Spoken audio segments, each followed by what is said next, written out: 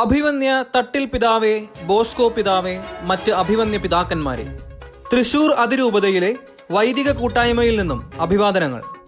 എറണാകുളം അങ്കമാലി അതിരൂപതയിലെ 6.5 ലക്ഷത്തോളം വരുന്ന വിശ്വാസികളെയും 450ഓളം വരുന്ന വൈദികരെയും സീറോ മലബാർ സഭയിൽ നിന്നും, യഥാർത്ഥത്തിൽ ഈ സഭയുടെ ഔദ്യോഗിക നാമം എറണാകുളം അങ്കമാലി ആർക്കി എപ്പിസ്കോപ്പൽ സഭ എന്നതടക്കം മറന്ന് പുറത്താക്കാനും നിരന്തരമായ വിഭജനത്തിന്റെയും തർക്കങ്ങളുടെയും കേന്ദ്രമാക്കാനും ലക്ഷ്യം വെച്ചുകൊണ്ട് ജൂൺ 9 പുറത്തിറക്കിയ സർക്കുലറിന്റെയും തുടർന്ന് നടന്ന സിനഡിന് ശേഷവും അരക്ഷിതാവസ്ഥ തുടരുന്നതിന്റെയും സാഹചര്യത്തിൽ അതീവ ദുഃഖത്തോടെ നിങ്ങൾക്ക് ഒരിക്കൽ കൂടി എഴുതുകയാണ്.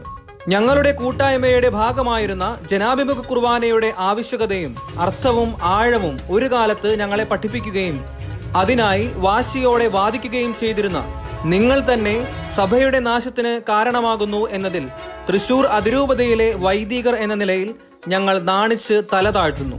ആരാധനക്രമ നവീകരണത്തിൽ അനാവശ്യമായ നിർബന്ധങ്ങൾ പാടില്ല എന്ന വത്തിക്കാൻ സൂനഹദോസിന്റെ ആഹ്വാനത്തെ കാറ്റിൽ പറത്തിക്കൊണ്ട് അടിച്ചേൽപ്പിച്ച ഐക്യരൂപം സിനഡിന്റെ തന്നെ എല്ലാ മാർഗരേഖകളെയും അവഗണിച്ചുകൊണ്ടും എതിർസ്വരങ്ങളെ അടിച്ചമർത്തിയും തമസ്കരിച്ചും നടപ്പിലാക്കുവാൻ ശ്രമിക്കുന്നതാണെന്ന കാര്യം നിങ്ങൾക്കെങ്കിലും പകൽ പോലെ വ്യക്തമാണല്ലോ.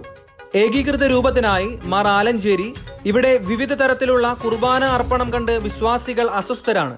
അതിനാൽ ഞങ്ങൾക്ക് ഏകീകൃത രൂപം അനുവദിച്ചു തരണം എന്ന് റോമിലോട്ട് എഴുതുന്നതിന് മുൻപ് ഈ അഭിപ്രായത്തെ സാധൂകരിക്കുന്ന ഏതെങ്കിലും നിഷ്പക്ഷ അഭിപ്രായ സർവേ നടന്നിരുന്നോ?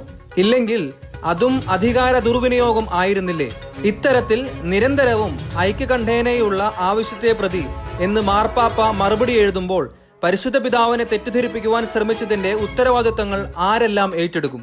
എന്നിട്ടും പരിശുദ്ധ പിതാവ് ഓർമ്മപ്പെടുത്തി, ഐക്യരൂപം ഐക്യത്തിന് വേണ്ടിയുള്ളതാണെന്ന്.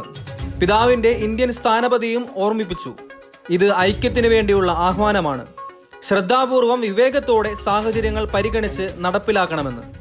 ആരാധനക്രമത്തിലെ ഒരു ചെറിയ അനുഷ്ഠാനത്തെ പ്രതി ആരെയും ശിക്ഷിക്കാൻ അനുവാദമില്ല എന്നറിഞ്ഞ് ഇത് സഭയെയും സിനഡിനെയും എതിർക്കലും അനുസരിക്കാതിരിക്കലും ആണെന്ന് വ്യാഖ്യാനിച്ച കുബുദ്ധി സിനഡിൽ ആരുടേതാണ്?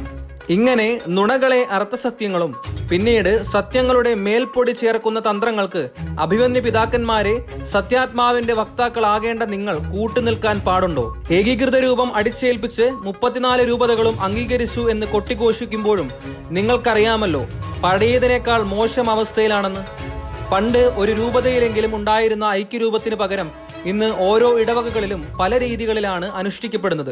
എന്നിട്ടും ഈ ഒരു രൂപത കണക്കാവർത്തിക്കുവാൻ ലജ്ജ തോന്നാതിരിക്കുവാൻ മാത്രം തൊലിക്കട്ടിയായോ സത്യത്തിന്റെ സംരക്ഷകരാകേണ്ട നിങ്ങൾക്ക്? ഐക്യരൂപം നടപ്പിലാക്കി എന്നാവശ്യപ്പെടുന്ന ഈ 34 രൂപതകളിലെ വൈദികരിൽ നിന്നും സമർപ്പിതരിൽ നിന്നും അൽമായരിൽ നിന്നും കുർബാന അർപ്പണ രീതിയെക്കുറിച്ച് സ്വതന്ത്രമായ ഒരു അഭിപ്രായ സർവേ നടത്തുവാൻ നിങ്ങൾക്ക് ഇപ്പോഴെങ്കിലും ധൈര്യമുണ്ടോ? ദൈവിക പ്രമാണങ്ങളെ കാറ്റിൽ പറത്തി മാനുഷിക നിയമങ്ങൾക്ക് പ്രാധാന്യം കൊടുത്തുകൊണ്ട് ക്രിസ്തു മാർഗത്തിൻ്റെതായ യാതൊരു ചൈതന്യവുമില്ലാതെ കലഹത്തിന് മുറവിളി കൂട്ടുകയും കൊലവിളി നടത്തുകയും ചെയ്യുന്ന ഏതാനും കൽദായ തീവ്രവാദികളുടെ സംഘടിതാക്രമണത്തിന്റെ കരാളഹസ്തത്തിൽ നിന്നും സീറോ മലബാർ സഭയെ രക്ഷിച്ച് ക്രിസ്തു മാർഗത്തിലേക്ക് തിരിച്ചു കൊണ്ടുവരുവാനുള്ള ആർജവം അഭിവന്യ പിതാക്കന്മാരെ ചരിത്രം നിങ്ങളെ ഏൽപ്പിക്കുന്ന ദൗത്യമാണ്. ഇല്ലെങ്കിൽ തൃശൂർ അതിരൂപതയെ ഒറ്റിക്കൊടുക്കുകയും സീറോ മലബാർ സഭയെ വഞ്ചിക്കുകയും ചെയ്തവരുടെ കൂട്ടത്തിൽ ചരിത്രതാളുകളിൽ നിങ്ങളെ ഓർക്കേണ്ടി വരുന്നത് ഞങ്ങൾക്ക് ഹൃദയഭേദകമാണ്. വിവിധ ഓർത്തഡോക്സ് സഭകളുടെ സാമീപ്യത്തിൽ വസിക്കുന്ന തെക്കൻ രൂപതകളും ആഗോള കത്തോലിക്ക സഭയുടെ ചൈതന്യത്തിൽ വളരുന്ന മധ്യകേരള രൂപതകളും ഇവയുടെ മിശ്രിതമുള്ള വടക്കൻ രൂപതകളും വളരുന്ന സാമൂഹിക സാംസ്കാരിക മതപരമായ പശ്ചാത്തലം പരിഗണിച്ചുകൊണ്ട് ലത്തീൻ റീത്തിലെ അംബ്രോസിയൻ തുടങ്ങിയ വേരിയന്റുകളുടെ മാതൃക ഉൾക്കൊണ്ടുള്ള ശാശ്വത പരിഹാരങ്ങളിലേക്ക് സഭ മുന്നേറണമെന്നും ഇന്ത്യൻ കൽദായ ലത്തീൻ മിശ്രിതത്തിലെ ആധുനിക മാനങ്ങൾ ഉൾക്കൊള്ളുന്ന പുതിയ രീതികൾ ആഗോള കത്തോലിക്ക സഭയ്ക്ക് സംഭാവന ചെയ്യാവുന്ന തുറന്ന ആകാശത്തിലേക്കുള്ള പ്രയാണം നടക്കട്ടെ എന്ന് ആഗ്രഹിച്ച് പ്രാർത്ഥിക്കുന്നു.